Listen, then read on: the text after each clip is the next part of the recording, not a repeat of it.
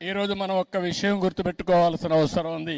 ఆర్య వయస్సులు కూడా ఒక్క నిమిషం మనం ఆలోచించాల్సిన అవసరం ఉంది. నేను చాలా సార్లు చెప్పాను, సమాజంలో కష్టపడి పని చేసేవారు, తెలివితేటలతో పనిచేసేవారు ఆర్య వయస్సులు. నీతి నిజాయితీగా వ్యాపారం చేస్తారు, తెల్లవారు నుంచి సాయంత్రం వరకు దీక్షగా పనిచేస్తారు. అదే సమయంలో సంపాదించిన డబ్బులు, కొంత డబ్బులు ఏదైతే ప్రజల సేవకు ఖర్చు పెట్టే ఏకైక కులం ఆర్య వయసులు అని చెప్పి కూడా నేను మీకు తెలియజేస్తున్నా. ఇది ఇప్పుడు వచ్చింది కాదు, వాళ్ళ బ్లడ్ లోనే వచ్చింది, వారసత్వంగా వచ్చింది. ఎక్కడ అవినీతి చేయరు, అవినీతి చేయాలని ధ్యాస లేదు, కష్టపడి సంపాదిస్తారు. అందులో వాళ్లకు తోచిన విధంగా దాన కార్యక్రమాల కోసం, ధర్మ కార్యక్రమాల కోసం వెచ్చించే వ్యక్తులు ఆర్య వయసులు అని చెప్పి కూడా నేను మీకు తెలియజేస్తున్నా. వారిని మనస్ఫూర్తిగా అభినందిస్తున్నా. వారు కూడా ఇప్పుడిప్పుడు కొద్దిగా వ్యాపారాలు, పెద్ద వ్యాపారాలు చేస్తున్నారు గాని ఒకప్పుడు చిరు వ్యాపారాలకే పరిమితం అయ్యారు. ఎక్కడన్నా కిళ్ళీ కొట్టు ఉంటే ఆ కిళ్ళీ కొట్టు